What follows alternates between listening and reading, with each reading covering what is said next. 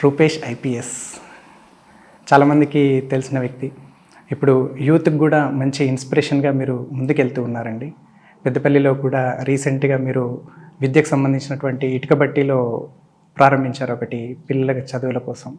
ఇట్లా చాలా కార్యక్రమాలు చేస్తూ మీరు ముందుకెళ్తున్నారు. అసలు సివిల్స్ ప్రిపేర్ అవ్వాలని చెప్పి మీకు ఎందుకు అనిపించింది? మీ ఇన్స్పిరేషన్ ఎవరు? బేసిక్‌గా చిన్నప్పటి నుండి నేను హసన్పర్తి గవర్నమెంట్ హై స్కూల్‌లో చదివాను. సో, ఆ టైంలో మా స్కూల్‌కి ఎక్కువ ప్రోగ్రామ్స్ అన్నిటికి కూడా బ్యూరోక్రాట్స్ అందరూ వచ్చేవారు. ఐఏఎస్, ఐపీఎస్‌లు, కలెక్టర్ గానీ, ఎస్పీస్ గానీ వచ్చేవారు. సో, వాళ్ళందరినీ చూసినప్పుడు వాళ్ళు చెప్పే మాటలు, వాళ్ళ చుట్టూ ఉండే అధికారులు, అలాగే వాళ్ళు ఏదైనా చేసే అధికారం వాళ్ళకుంటుంది. సో, ప్రజల్లో ఒక చిన్న మార్పు గానీ, ఏదైనా డెవలప్‌మెంట్ గానీ చేయాలి అనుకుంటే, సో, అది బ్యూరోక్రాట్స్‌తో అవుతుందని ఆ రకంగా ఇన్స్పిరేషన్ జరిగింది. సో, ఆ ఇన్స్పిరేషన్ తోటి ఖచ్చితంగా నేను కూడా ఒక సివిల్ సర్వెంట్ కావాలని డిసైడ్ అయ్యి ఉండే. ఓకే. అంటే ఇప్పుడు మీకు సివిల్స్ వైపు ఎక్కడ టర్న్ అయ్యారు? అంటే డిప్లొమా నుంచా లేకపోతే ఆఫ్టర్ బీటెక్? నేను యాక్చువల్‌గా 10th నుండే సివిల్ సర్వెంట్ కావాలనుకున్నాను. కాకపోతే మనకు సరిపడే అవగాహన ఏది లేదు. జస్ట్ ఒక గోల్ ఉండే గానీ దానికి ఎట్లా రీచ్ కావాలనేది ఏం ఐడియా లేకుండే. సో, బీటెక్ వచ్చిన తర్వాత థర్డ్ ఇయర్ అండ్ ఫైనల్ ఇయర్‌లో చేస్తున్నప్పుడు సో, ఎగ్జామినేషన్ ప్యాటర్న్ ఎలా ఉంటుంది? ఏం చేయాలి? ఏం చదవాలి? అని చెప్పేసి ఉండే. దానికంటే ముందు ఫస్ట్ ఫైనాన్షియల్‌గా మనం స్థిరపడాలని చెప్పేసి గవర్నమెంట్ జాబ్స్ అన్నీ రాసేది. సో, అందులో ఒక జాబ్ వచ్చిన తర్వాత బీటెక్ తర్వాత కంప్లీట్ ఫోకస్ సివిల్ సర్వీస్ మీద పెట్టాను.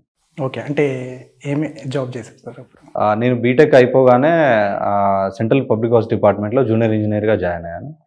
జాయిన్ అయ్యి అక్కడ ఒక 4.5 ఇయర్స్ చేశాను. 2013 నుండి 2017 దాకా. సో, 2017లో సివిల్ సర్వీసెస్ క్రాక్ చేసిన తర్వాత డైరెక్ట్ దాని నుండి ఇండియన్ పోలీస్ సర్వీస్‌లో జాయిన్. ఓకే. ఇన్కమ్ ట్యాక్స్ డిపార్ట్మెంట్‌లో కూడా పనిచేస్తున్నారు. అంటే నా place of work income tax department ఉండేది. ఓకే. బట్ బేసిక్‌గా నా నా వర్క్ వచ్చేసి ఇంజినీరింగ్ డిపార్ట్మెంట్. ఓకే. సో, నా ప్లేస్ ఆఫ్ వర్క్ చెన్నైలో ఇన్కమ్ ట్యాక్స్ డిపార్ట్మెంట్ ఉండేది. అక్కడ కూడా చాలామంది ఐఆర్ఎస్ ఆఫీసర్స్‌తో ఇంటరాక్షన్ ఉండేది. So, that is also one of the continue motivation for me. So, అలా కూడా ఒక రకంగా చెప్పాలంటే హెల్ప్ చేసింది. ఓకే. అంటే అప్పటినుంచే దాంట్లో భాగంగానే సివిల్స్ రాయడం స్టార్ట్ చేశారు. అవును. నేను జాబ్ చేస్తూ అలాగే ప్రిపేర్ అవుతూ ఉండే. అంటే కోచింగ్ ఏమైనా తీసుకున్నారా? నేను ఫుల్ టైమ్ జాబ్ చేసేది కంప్లీట్‌గా 2013 నుండి. సో, కోచింగ్ డైలీ ఆఫీస్‌కెళ్ళి మళ్ళీ ఇబ్బంది అవుతుందని చెప్పేసి డైలీ మనకు ఈవినింగ్ ఏదైనా స్పెషల్ క్లాసెస్ పర్టిక్యులర్ మాడ్యూల్‌కి ఉంటే దాని క్లాసెస్‌కెళ్ళేది. అదర్‌వైజ్ సాటర్‌డే, సండే టెస్ట్ సిరీస్‌లు రాసేది బాగా. ఓకే అండి. అంటే సివిల్స్ 4 టైమ్స్ ప్రయత్నంలో భాగంగా 4th టైమ్ వచ్చినట్టు తెలిసింది. అంటే ఆ 3 ప్రయత్నాల్లో భాగంగా ఎక్కడెక్కడ అంటే మీకు ప్రాసెస్ ఎలా జరిగింది? అంటే ఫస్ట్ ప్రయత్నం అనేది 2013 గ్రాడ్యుయేషన్ కాగానే రాశాను. ఏప్రిల్‌లో గ్రాడ్యుయేషన్ అయిపోయింది. మేలో ఎగ్జామ్ రాశాను. సో, అది ఒక అవగాహన లేకుండా రాసినాం. మనకేం తెలీదు. బస్ట్ ఏదో దాన్ని ఎలా ఉంటుందో తెలియడానికి రాసాం అంతే. సో, అదొక మిస్టేక్ యాక్చువల్లీ. అట్లా రాయకూడదు. సివిల్ సర్వీస్ అనేది మీ కంప్లీట్ కాన్ఫిడెన్స్ వచ్చిన తర్వాతనే రాయాలి. సో, ఫస్ట్ అటెంప్ట్ అనేది సో, మనకేం తెలియకుండా ఏదో ఎళ్లి రాసాము. That's a mistake. నెక్స్ట్ 2014లో నేను కంప్లీట్‌గా ప్రిపేర్ అయ్యి రాశాను. బట్ అప్పుడు ప్రిలిమ్స్ క్లియర్ కాలేదు. 2015లో మళ్ళీ సేమ్ మళ్ళీ రాస్తే 15లో మెయిన్స్ క్లియర్ అయింది. సో, మెయిన్స్ క్లియర్ అయిన తర్వాత ప్రిలిమ్స్ క్లియర్ అయింది.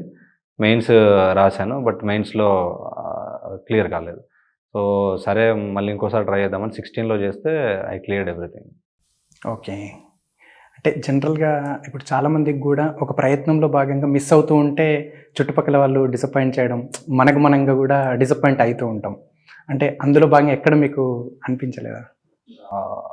ఒకటి అడ్వాంటేజ్ ఏంటంటే నేను చాలా ఐసోలేటెడ్‌గా ప్రిపేర్ అయ్యాను. సో, నాకు ఆ పీర్ ప్రెషర్ అనేది లేదు. అంటే నా పక్కన వాళ్ళు క్లియర్ అయితుంది నాకంటే నాకెవరు క్లియర్ అవుతున్నారో ఎవరు అనేది తెలియదు. నేను ఫైనల్ ఎగ్జామ్‌కి వచ్చే వరకు గూడా నాకు ఇంకొక అతను ఎగ్జామ్ రాసే అతను ఎవరో తెలియదు. సో, కంప్లీట్‌గా నేను ఆన్‌లైన్‌లో చూసుకోవడము, బుక్స్ చదవడమే ఉన్నది. సో, దానివల్ల నాకు పీర్ ప్రెషర్ ఏం లేదు. అలాగే ఇంట్లో గూడా ఆల్రెడీ వాళ్ళకి గూడా అంత అవగాహన లేదు. ఇతను ఏదో గవర్నమెంట్ జాబ్ ప్రిపేర్ అవుతున్నాను అనుకున్నారు గానీ సివిల్ సర్వీసెస్ అని చెప్పేసి వాళ్ళకేం ఐడియా లేదు. సో, ఇంటి దగ్గర నుండి నాకు ప్రెషర్ ఏం లేదు. పర్సనల్‌గా ఫ్రెండ్స్ దగ్గర నుండి ఏం ప్రెషర్ లేదు. పర్సనల్‌గా గూడా ఆల్రెడీ నేను గవర్నమెంట్ జాబ్‌లో ఉన్నాను కాబట్టి సో, కెరీర్‌లో మనకు బ్యాకప్ ప్లాన్ ఒకటి ఉంది కాబట్టి పెద్దగా ఇబ్బంది ఎదురు కాలేదు. ఓకే అండి. అంటే జనరల్‌గా ఇప్పుడు ప్రిపేర్ అవుతున్న వాళ్ళకి చాలామంది కోచింగ్ అవసరమా? అవసరం లేకపోవడమా? ఇప్పుడొచ్చిన టెక్నాలజీ పరంగా, సోషల్ మీడియా ప్రకారంగా అన్నీ గూడా ఆన్‌లైన్‌లలో క్లాసెస్ చెప్తున్నారు. మెటీరియల్ దొరుకుతున్నాయి. అంటే ఇప్పుడు సివిల్స్ రాసే వాళ్ళకి, ప్లస్ గ్రూప్స్ రాసే వాళ్ళకి, ఇంకా ఇతర కాంపిటీటివ్ ఎగ్జామ్స్ రాసే వాళ్ళకి మీరేం సలహా ఇస్తారు? అంటే ఒకటే అండి. మనకి ఎగ్జామ్ రాయాలి అని డిసైడ్ అయితే క్లారిటీ అనేది ఉండాలి.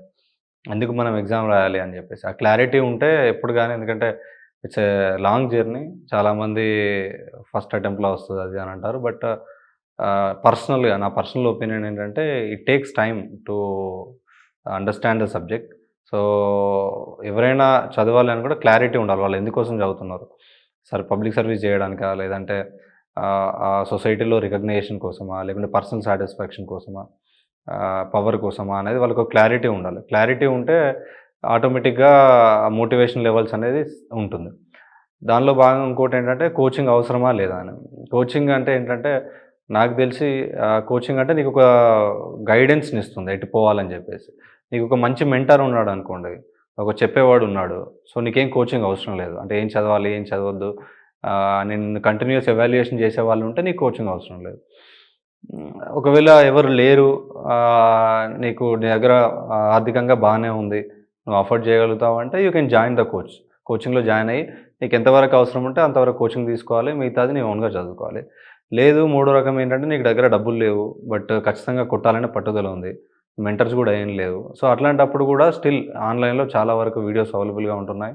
ఆన్‌లైన్ మెంటర్స్ గూడా ఉంటున్నారు. ఇప్పుడు చాలా యాక్టివ్‌గా ఉంటున్నారు సివిల్ సర్వెంట్స్ గూడా. సో, చాలా ఇంటరాక్టివ్‌గా ఉంటున్నారు. So, without joining any coaching also you can interact with civil servants and you will be able to clear the exam. Okay అండి. అంటే ఇప్పుడు జనరల్‌గా సివిల్ సర్వీసెస్ మీరు 4 టైమ్స్ రాసారు సార్. ఇప్పుడు చాలామందికి మీరన్నారు అవగాహన ఉండదు అని అంటున్నారు. అసలు సివిల్ సర్వీసెస్ రాయాలంటే ప్రొసీజర్ ఎట్లా ఉంటది సార్? సివిల్ సర్వీసెస్‌లో మనకి 3 స్టేజెస్ ఉంటుంది. మనకు ప్రిలిమ్స్ ఎగ్జామినేషన్ ఉంటుంది. మెయిన్స్ ఎగ్జామినేషన్ ఉంటుంది. దాని తర్వాత పర్సనాలిటీ టెస్ట్ ఉంటుంది. సో, ప్రిలిమ్స్‌లో మీకు 2 పేపర్‌లు ఉంటాయి. ప్రిలిమ్స్‌లో జనరల్ స్టడీస్ అని చెప్పేసి మనకు 200 మార్క్స్‌కి ఉంటుంది. 100 క్వెషన్స్ ఉంటాయి. సో, ఇది మెరిట్ బేస్డ్‌గా ఉంటుంది. రెండో పేపరు సీసాట్ ఉంటుంది. Aptitude test. దానిలో క్వాలిఫైయింగ్ మార్క్స్ ఉంటాయి. ఓన్లీ 33% మార్క్స్ వస్తే క్వాలిఫైడ్. దానిలో మెరిట్ ఏముండదు. సో, మనకు మెరిట్ వచ్చేది జనరల్ స్టడీస్‌లో ఫస్ట్ పేపర్‌లో మీరు ఎక్కువ మార్కులు తెచ్చుకుంటే సో, యూపీఎస్సీ అనేది 1:10, 1:12 అట్లా ఆ నిష్పత్తిలో తీస్తుంది మెయిన్స్‌కి. ఓకే అండి. సో, ఒక 10, 12 వేల మందిని తీస్తుంది మెయిన్స్‌కి. సో, మెయిన్స్‌లో వచ్చిన తర్వాత మెయిన్స్‌లో మీకు డిస్క్రిప్టివ్ పేపర్స్ ఉంటాయి. అంటే ఈ ఆబ్జెక్టివ్ పేపర్స్ రాకుండా you have to write elaborate answers.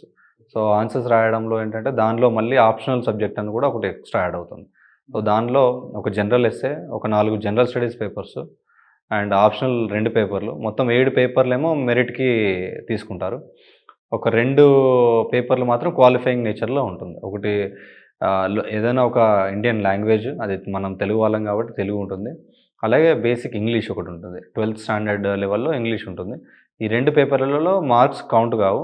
Qualify కావాలంతే. 30% of the marks రావాలి. మిగతా 7 పేపర్స్‌లలో ఎవరికి ఎక్కువ మార్కులొస్తే వాటిలలో మళ్ళీ 1000 వేకెన్సీలుంటే ఒక 3000 మందిని ఇంటర్వ్యూకి పిలుస్తారు. సో, ఇంటర్వ్యూకెళ్ళిన తర్వాత మళ్ళీ అది 25 వన్స్ 175 మార్క్స్‌కుంటుంది. ఓకే అండి. సారీ 225 మార్క్స్ ఉంటుంది.